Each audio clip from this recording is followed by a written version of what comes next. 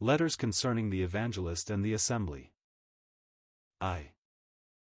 Dear brother, you invite communications as to the relation of the Evangelist to the Assembly.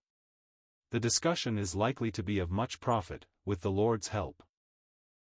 I wish to speak from the side of the Assembly's responsibility. In how few meetings do the prayers rise beyond the local needs? What a contrast there often is between the hearty amens, if prayer is made for a well-known saint, and the chilling silence that creeps over the meeting if the work of a local evangelist is mentioned. How many assemblies feel any responsibility to minister to the needs of such? How few show any really hearty labor and sympathy with the workers? If there is prayer for the gospel, do not some brothers evince by their listlessness that they have no sympathy with it, and that to pray for evangelizing is, in their opinion, to drag down the meeting, and to manifest a very low state of things? Is not assembly fellowship in gospel preaching to every creature often prevented by brothers who have their own opinion as to how matters should be worked, and who thrust that judgment upon the assembly without having had any experience in the work? How far is this to be looked upon as the deliberate judgment of a gathering? In short, is it not often impossible to evangelize with the fellowship of the assembly, because the assembly has no fellowship in evangelizing? How hard do those who object to notices work to supply their place by themselves personally inviting the unconverted to come to the preaching? How many assemblies do not increase, and the younger brothers have little interest in the Lord's work, because they have no acquaintance with the Spirit's activity in the gospel? I am putting these questions, Mr. Editor, for consideration. There are, thank God, many exceptions to what I have described, but is it putting the case too strongly to say that many assemblies have, in a great measure, lost sense of their responsibility in the gospel, and to the workers in that blessed service?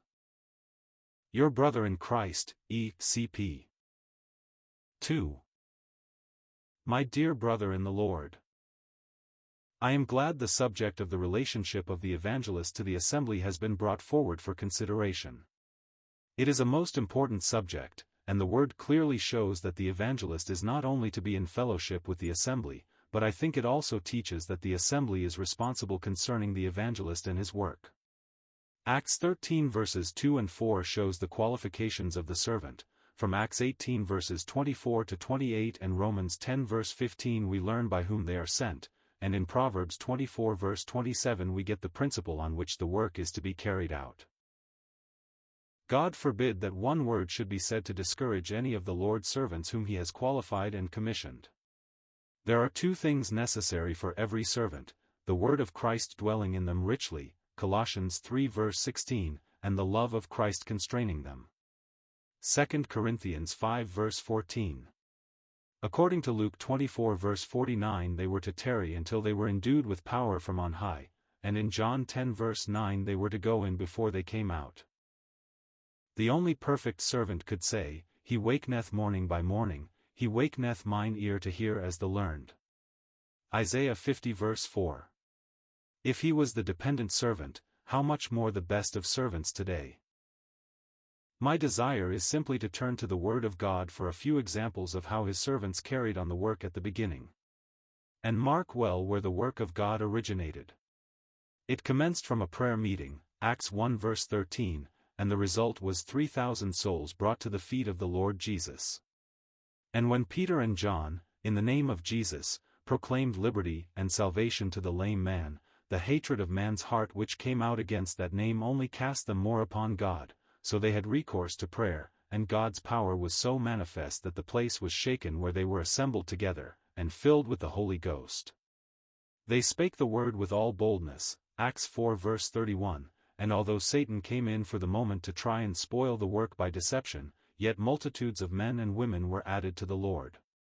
Acts 5 verse 14. And when Stephen was martyred the people of God were scattered abroad, and, preaching the word, great numbers believed, and turned to the Lord. Acts 11 verse 21. Then Peter, who had opened the door to the Jews, opened it also to the Gentiles, and while he spake the word unto them the Lord put his seal upon them, Acts 10 verse 44, God gave his approval. And when Paul preached the word of the gospel in Antioch, many believed and glorified the Lord. Acts 13 verse 48.